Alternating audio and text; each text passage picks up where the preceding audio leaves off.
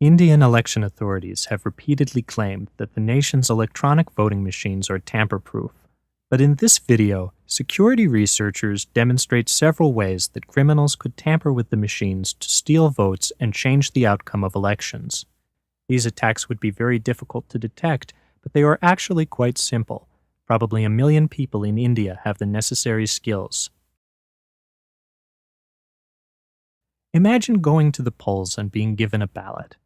After filling it out, you are shown a brand new electronic voting machine that consists of a large box with a curtain. There is a man behind the curtain, and when you approach, he snatches your ballot. He then shreds it into pieces and tells you have voted. When the polls close and counting time comes, the man behind the curtain hands over a piece of paper on which he has kept an honest count, or so he claims. Electronic voting machines are no more trustworthy than a stranger behind a curtain. India is the world's largest democracy, and for about a decade, nearly all votes have been cast on electronic voting machines, or EVMs. They consist of a control unit used by poll workers and a ballot unit inside the polling booth. There is a single race, and the ballot unit has one button for each candidate. Let's run a small election using a real EVM. When a voter arrives, poll workers press this button to allow one vote. The voter then presses the button for their candidate, and the vote is cast. Let's give each candidate 3 votes.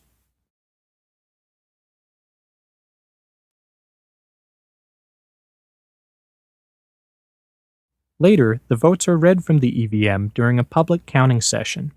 The display shows that candidate 1 wins with 7 votes, but something is wrong. That number was supposed to be 3. Somehow, 1 vote has been stolen from each of the other candidates. Now we'll open the machine and show you how we tampered with it. Indian election officials haven't let voters see inside.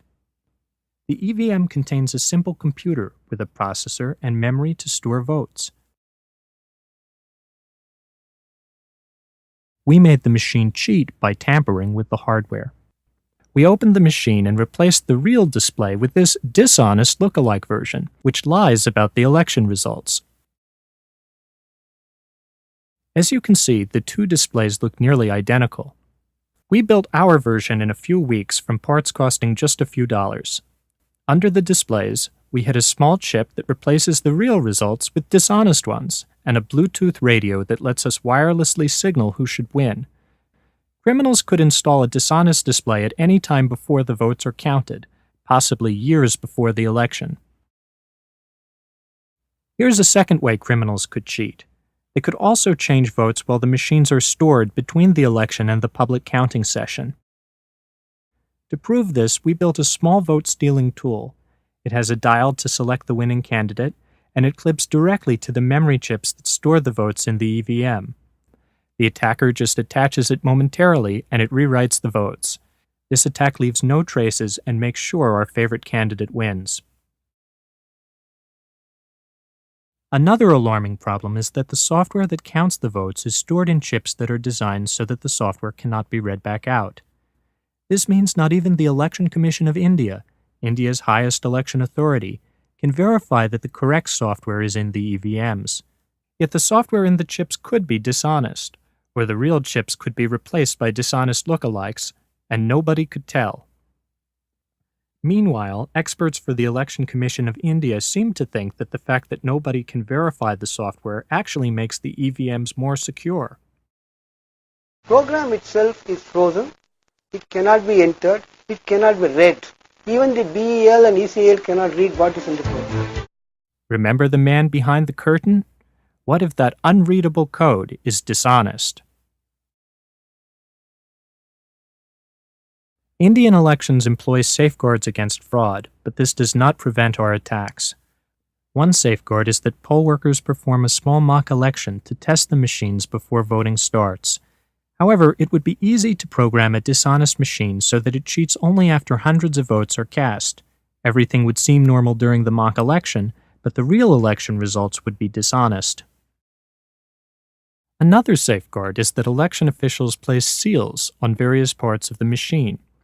Yet these seals are easy to tamper with. Most consist of a sticker or a piece of string and some red wax.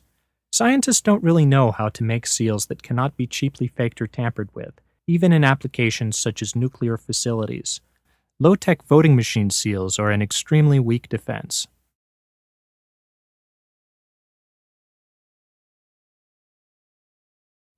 People also point out that the order of the candidates is not determined until a few weeks before voting. This is believed to limit the amount of time an attacker has to manipulate the machines. But remember the Bluetooth radio on our dishonest display? Either at the polling stations or at the counting session, a mobile phone with a special application can be used to tell the display which candidate should win.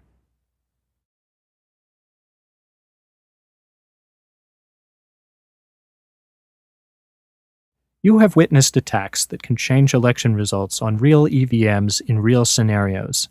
We believe this settles the debate. India's EVMs can be tampered with to steal votes. Paperless electronic voting systems are never transparent and are inherently insecure. The use of paperless EVMs has been discontinued in California, Florida, Ireland, the Netherlands, and Germany. India would be wise to follow suit.